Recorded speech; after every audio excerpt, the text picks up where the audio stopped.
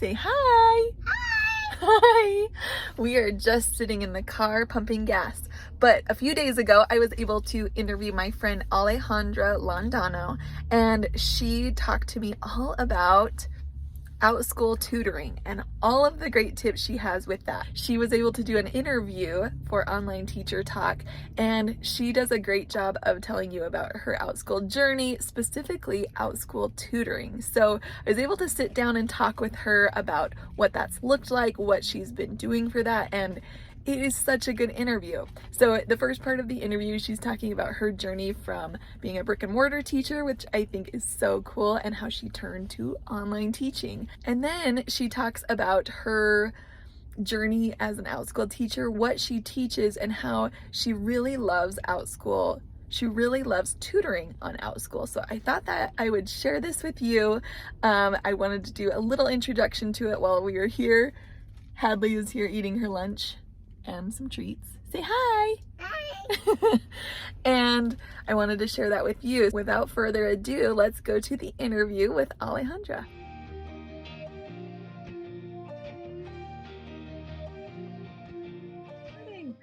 Hello, hello. Hi, everybody. Welcome to my channel, Teaching Stephanie.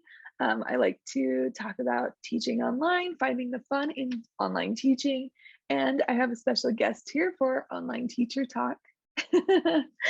I'll let her introduce herself, but I met her in Nancy Taylor's BTO course, and we just kind of talked, and I know she has a lot to offer you as far as Outschool teaching and tutoring, and so I wanted to bring her on here, but take it away. All right. So my name is Alejandra Londono. I have been an Outschool teacher for a little over a year. And then prior to that, I was a VIP kid teacher. So I've been in like the online world for a little over 3 years. And then prior to that, I was also a classroom teacher. So like altogether, I've been a teacher for, I would say roughly 6 or 7 years, which is crazy to think about. The time has like flown by that quick. That's awesome. That's so great. Well, I love hearing the different stories because sometimes you get people that they're totally in another world. I've interviewed Lainey, I've interviewed Leah, and they were in radio before Oh, wow. online teaching. And so it's That's so funny crazy. because you get totally different non-traditional teachers, but then you still Mhm, see traditional teachers that are like, I needed to teach online. So tell me a mhm. little bit of how did you get started with teaching online? How did you come here? Sure. So actually, I had thought about teaching online like through my district, but I needed one more year in order to even apply. So it was like in the back of my mind, but I wasn't able to apply yet. And then my friend actually mentioned she got an email from VIP Kid. I don't know if it was like someone sent her the email, if it was directly from VIP Kid. I don't remember. But I was like, it looks really interesting. So we both kind of just applied at the same time and then we both got it. So then I tried it out I was still teaching like full-time kindergarten at that time. So I tried it like on the weekends and stuff. And then I liked it so much that I was like, you know what? I'm going to try it for a year doing it full time. Me and my husband wanted to travel a little bit. So we were like, okay, this would be perfect because then I can have a little bit more of a flexible schedule because we know teachers, they have a good schedule, but travel time is not ideal when you have a teacher schedule. So that's what I did. And then I haven't gone back. So ideally, I was only going to take off a year. And then I decided I love online teaching. That's awesome. That's so cool. I like the buddy system. You sign up, I'll Yes. sign up. That's a great way to do it. And did you say you taught kindergarten before this? Oh my Yes. gosh, bless you. My middle child just started kindergarten, and I told his teacher, Oh, I'm gonna sign you up for like a chocolate of the month thing because I'm like, I can't imagine all these oh, little kindergarten's the rambunctious best. kids. But that's the thing. You meet a kindergarten teacher and you're like, they love it. They're like, oh, I love Hmm. these kids. I'm so happy they're here. And I'm like, you can just tell they're just the sweetest. Well, that's awesome. I like that you started because you wanted to start traveling and kind of had some other goals and that you fell in love with Hmm. it. It's that's how it was for me. I was like, this is just a side gig. Yeah. I'll just do this to hold my spot before I go back to the classroom. And I still reserve the right to change my mind and go back, but Mhm. I love it. It's so much fun to Me be too. online. It's so cool to meet kids all over the world and to choose my own schedule. To have that flexibility Mhm. is huge. Well, Yes. that's awesome. Tell me about the companies you teach for. So currently, I'm mostly teaching for Outschool. I started like so many online teachers when the pandemic had come. I focused a lot on Outschool, but I do still teach for VIP Kid here and there. I mostly just teach my regular students. So those are the two companies I'm working for right now. Awesome, awesome. And what do you teach without school? What are your classes? So for Outschool, I teach a lot of like animal-based drawing classes. And then I also teach a lot of like kindergarten-based classes because that's what I used to teach and that's what I love. I also tutor a lot, and that's where I feel like I started to find the most success with Outschool because when I first started, it was during the pandemic, and I feel like tons of different types of classes were booking. You could create, I felt like almost any class, and you would get at least two or more learners in a class. And then once things started to slow down, I realized, okay, I need to make a few changes to my classes to make them a little more appealing. And while I was doing that, tutoring really helped me still make like a good income while I was focusing on creating classes that might be more appealing to my students.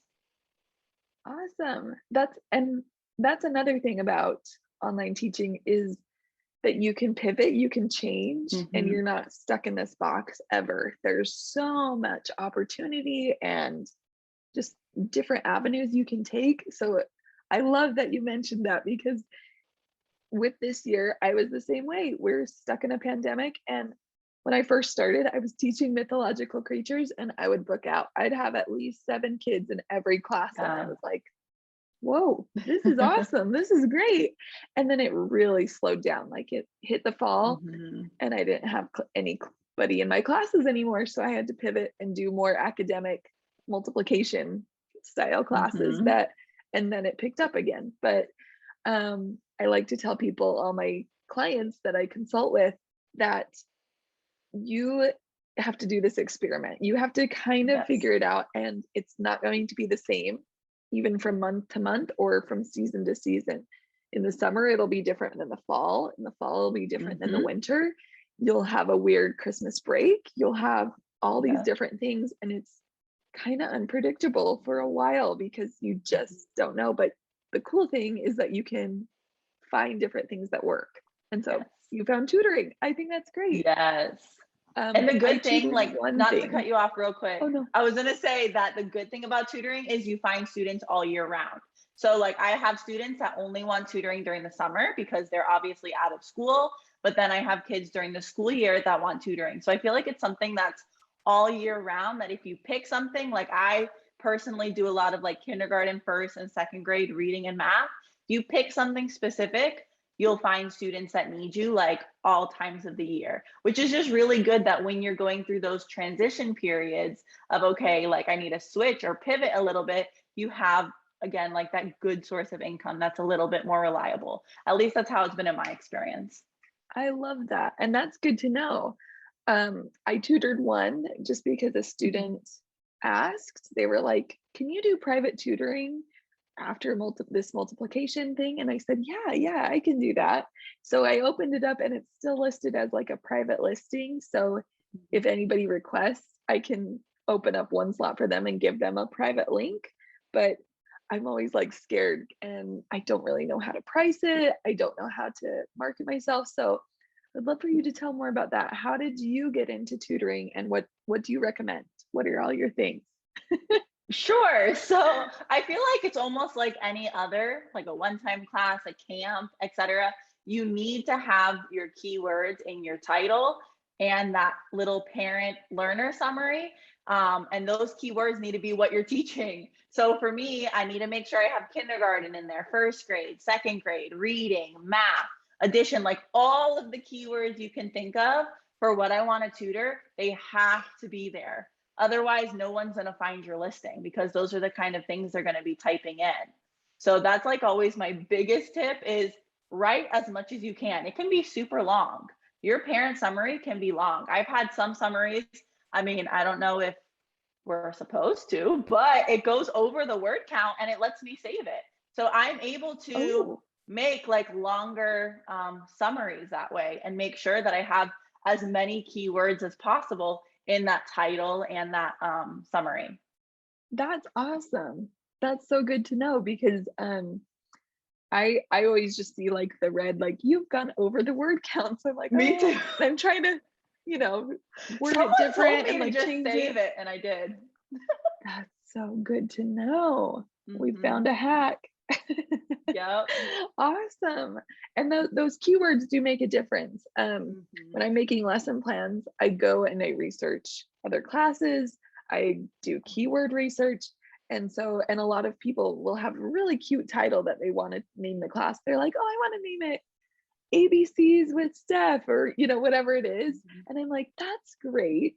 But I'm going to give you a title that has keyword research and it has those things so that you will be found in your niche. And they're like, oh, and they'll change it and then they change it back to mine because they're like, oh, I wasn't getting any bookings. Hmm. So, like you said, with tutoring, you really need to take advantage of those keywords. Make sure Yeah. that you're putting them in the title and the description. I think, Hmm. or the learner summary.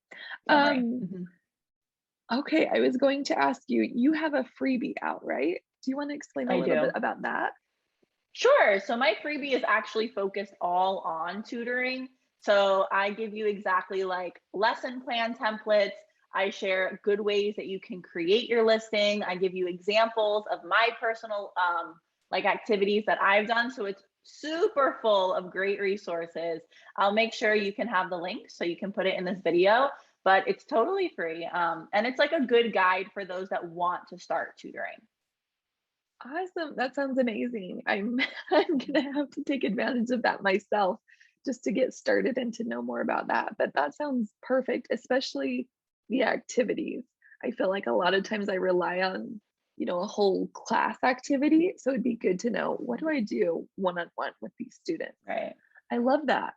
And I also know that you have a Facebook group. Do you want to tell about that? Hmm.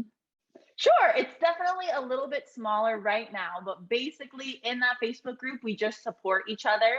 So I try to pop in at least once a week and share either a free resource, a little tip, etc. And then I have other people there that they ask questions. If they have a question, I have people post their listing so others can look over it and say, hey, is there something I can kind of fix, adjust? So my group is really for teachers that want to tutor. It's not like a place that you want to market or like, try to find parents or students, but it's a place for teachers to help other teachers be successful with tutoring. Oh, that's great. And it's so Hmm. nice to have those positive um kind of your coworker groups where you're Hmm. like, okay, I, I I get worried sometimes posting it in the big groups. You're like, is somebody going Yeah. to steal this? Are they going to pick it apart? Are they Hmm. going to, like what's going to happen here? And sometimes it can be a little bit catty. And I've had bad experiences with that too. So it sounds like your group is really awesome in that it's all about supporting you as an outschool tutor. How to do better, what can you improve on, what questions do you have, and Hmm. really supporting each other. I think that's something we need to see more of. So that's awesome. For I'll put sure. the link for that too in the video description Hmm. box so that people can check that out. And let's see, what was I going to ask? What's the next question? Oh, do you have any advice for new teachers? Sure. So if you are a new teacher and you're considering tutoring, I just say pick a topic and go with it. I feel like that's something I'm seeing so much with Outschool teachers is they apply and then they just don't start and just list one class. List a class, pick one time, so open it up so you have a time available. Otherwise, students can't even find your class anyways. You need to have at least one open slot and then jump in, get over like those first day, first class jitters and just do it. And then while you can do it slowly, but as you do that, you'll become more comfortable and just get better and better as an Outschool teacher. Awesome. I think that's perfect advice. It's so good for just jumping in and doing it. It's so Hmm. scary. I think, especially if you're coming from an ESL company where they handed you the Yeah, lesson, it's so scary to have to prepare all of that, have it already, understand the new technology, but you get hmm, better as you go. It's for okay. sure. You get better as you Yeah. go. And you'll figure out how to switch to a different camera. You'll figure out how to Hmm. use different features on Zoom. You'll figure out how to make your lessons really great. So give yourself grace, but just jump in. I Yeah. think that's awesome advice. All right. Well, I'm going to end there. Thank you so much for coming on. I really Thank appreciated you. it and your advice for online tutors with Outschool. Thank you. Awesome. Bye. Bye.